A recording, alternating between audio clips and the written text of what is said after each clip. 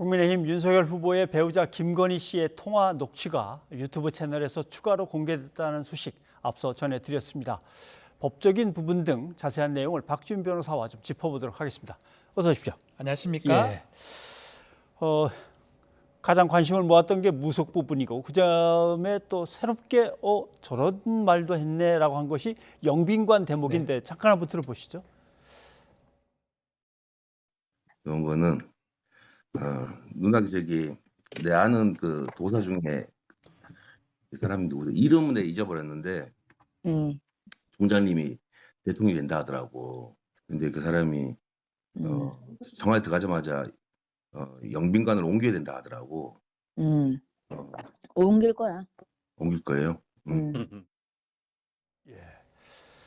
아무튼 옮길 거야라고 하는데 저런 말을 저렇게 쉽게 하나라는 생각도 들었는데 또 국민의힘 입장에서는 좀 누가 봐도 기자가 앞에서 살살 유도한 그렇죠. 거 아니냐 이제 그런 입장입니다. 영빈관이 청와대 주요 건물 중에 하나입니다. 손님들을 이제 맞이하는 또 국빈들을 맞이하는 이 건물인데 뭐 옮긴다고 해가 옮겨지는 것도 사실 아니고요.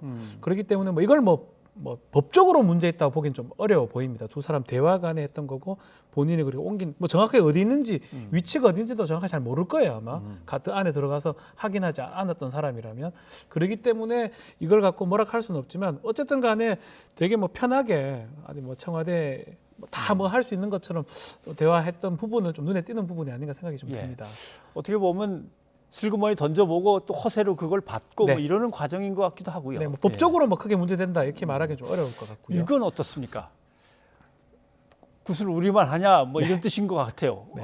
유승민, 홍준표 그 사람들도 굿했다더라 네. 라고 하는 것인데 이거는 두 사람이 펄쩍 뛰는데 이건 명예훼손이나 뭐 이런 걸로 문제가 될 수도 있습니까? 일단 김건희 씨가 유승민, 홍준표 두 사람 더 굿했다고 물어보니까 그럼 이렇게 답을 했습니다. 예. 또 그 얘기와 동시에 가만히 있던 뭐 유승민 의원도 자명을 하다가 지금 나 그런 적 전혀 없다라고 얘기를 했고요. 홍준표 의원 역시 전혀 그런 사실 없다. 그리고 평생 굿한 적도 없고 믿지 않는다라고 지금 얘기한 상황인데 이것도 뭐 사실 마찬가지예요. 허위사실 유포나 이런 게 되려 그러면 불특정 다수한테 이런 얘기를 해야 됩니다. 두 사람 대화 간에 대화가 된 거예요. 여러 공중을 놓고 앞에서 그렇죠. 해야 되는군요. 만약에 이거를 어떤 뭐 언론이나 아니면 사람들 많이 모여 있는 데 가서 얘기를 했다 그러면 허위사실 유포나 뭐 공직선거 위반이나 문제점이 충분히 있어 보이는데 예. 전화상에 했기 때문에 이게 전파 가능성이 없는 이상은 뭐 법적으로는 사실은 뭐 크게 좀 문제된다 보기는 좀 어렵다. 다만 이것도 마찬가지로 저런 말들이 과연 어떻게 나왔는지 어떻게 보면 정치적으로 예컨대 대통령 나오려는 사람의 후보의 배우자이기 때문에 어떤 의미에서 저런 얘기가 경선 과정에 나왔는 건지 좀 확인이 필요하지 않을까 생각은 듭니다. 그러면 이런 건 어떻습니까? 도이치모터스 이제 그 주가 조작 문제로 계속 논란이 됐었습니다만 그 회장하고 자기가 친분이 있는 걸 갖다 이제 과시를 하는데 네. 여기에 대해서 그 사람 관련해서 제보할 게 있다라고 하니까 아무개 아니 나한테 보내면 내가 바로 전해줄게 하면서 한동훈 또 검사장의 이름이 이제 나오기도 하고 그러는데 이거는 글쎄 검찰이 뭘 수사하고 이 직무를 갖다가 행하는 데 있어서 글쎄 또 다른 동료의 부인이 이렇게 쉽게 얘기할 수 있나 이제 이런 생각을 하는 거죠. 심각한 겁니다. 사실은 이 부분은 예를 들어서 검찰총장의 배우자가 이 당시는 아마 검찰총장 아니면 그 직후의 상황으로 지금 보이는데 후보가 된 직후의 상황으로 보이는데 어쨌든 간에 검찰의 주요한 인사라고 보이는 검사장 이상, 검사장급 이상의 한동훈 검사랑 이렇게 쉽게 제보한다고 하니까 전달하면 처벌이 가능하다. 얘기했는 거는 뭐 이걸 여기서 좀 더 나아가서 어떤 게 있는지 더 중요한 거는 사실은 한동훈 그 검사의 휴대전화라든지 뭐 그런 것들이 보여지면 가장 이제 확실해지는데 요것만 해도 조금 문제가 될 것 같고요. 더 나아가서 그런 내용들이 전달됐거나 했다 그러면 이거는 뭐 법적인 걸 떠나서라도 좀 심각한 부분이 아닌가 그러니까 생각이 이게 듭니다. 이제 윤석열 검찰총장에 대해서 이제 법무부에서 징계 문제를 논의할 때 그렇죠. 그때 이제 툭 튀어나온 얘기가 검언 유착 사건과 관련해서 이제 소란스러울 때 김건희 씨와 한동훈 검사장이 뭐 수십 차례 통화를 했다. 그게 뭐 어떨 때는 뭐 수백 차례까지 막 숫자가 나오고 그랬었는데 그게 그때는 근거 없는 얘기라 그러더니 근거가 있는 거네요. 결국 그렇죠. 이런 얘기가 되는 그 당시에는 어떻게 얘기가 나왔냐 하면 김건희 씨 통화를 그냥 김건희 전화를 혹시나 딴 사람이 썼는가?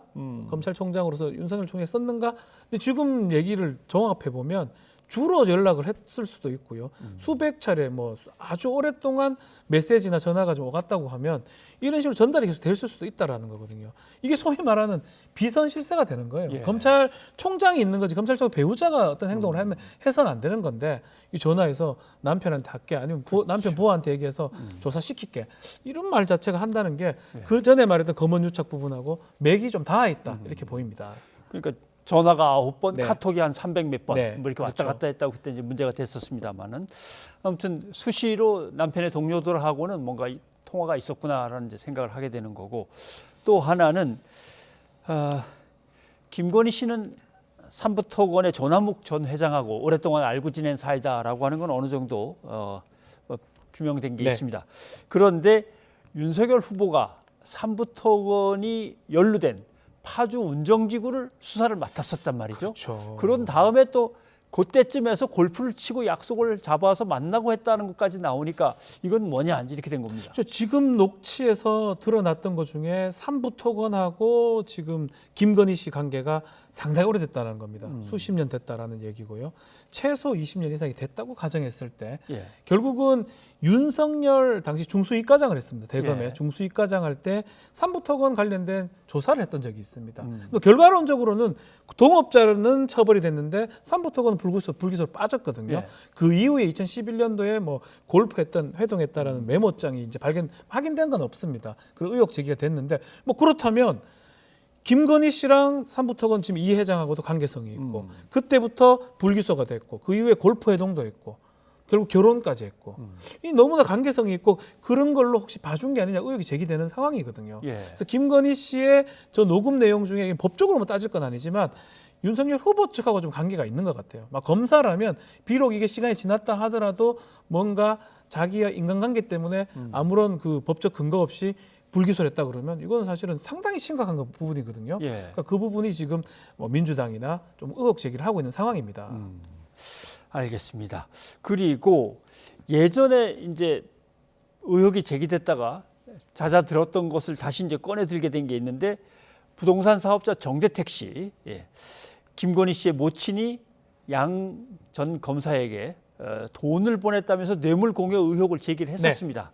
그런데 오히려 허위사실 유포로 오히려 처벌을 받았고, 근데 김건희 씨는 이 송금 사실을 또 얘기를 합니다. 네, 약간 뭐 이거는 좀 더 따져봐야 부분이 있는 것 같아요. 네. 녹음 내용에 보면 그 이 기자랑 얘기하면서 송금했다, 우리 친하게 지냈다.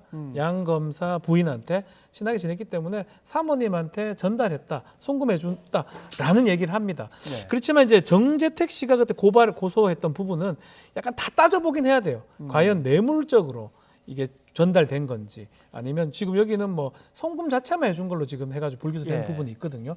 일단 돈 오간 거는 사실인 것 같고요. 과연 어떤 목적으로 어떤 의미로 그 돈이 오갔는지 요 내용으로 봤을 때 더 확인을 좀 하긴 어렵고 조금 더 진전된 상황이긴 한데 좀 더 내용들이 있어야지만이 예. 정대택 씨의 어떤 지난번에 불기소했던 부분 또 오히려 정대택 씨가 처벌을 받았습니다. 그렇죠. 그 부분이 바뀌려면 좀 더 다른 증거라든지 결정적인 내용이 좀 있어야 되지 않을까 생각이 듭니다. 네.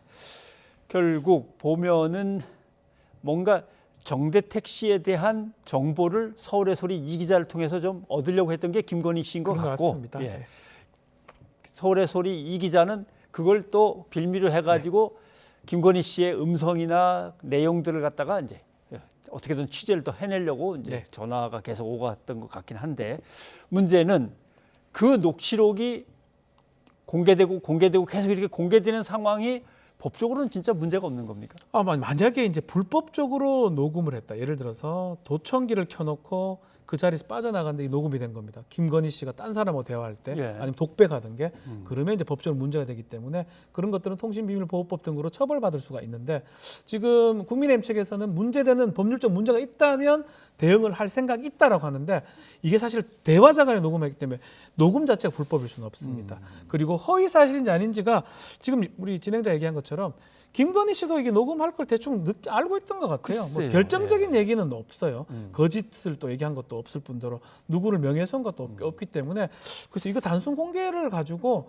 국민의힘도 대응하기 좀 어려울 것 같고요. 또 마찬가지로 이 녹취만 갖고 뭐 또 다른 어떤 사법 전개라든지 되는 게 쉽지 않아 보이는 사실이다 생각이 들고 정치적으로는 논쟁이 될 수 있지만 예. 법적으로는 뭐 크게 될 부분은 저는 개인적으로 좀 적게 보입니다. 알겠습니다. 자, 오늘 여기까지 듣겠습니다. 박 변호사님 고맙습니다. 감사합니다.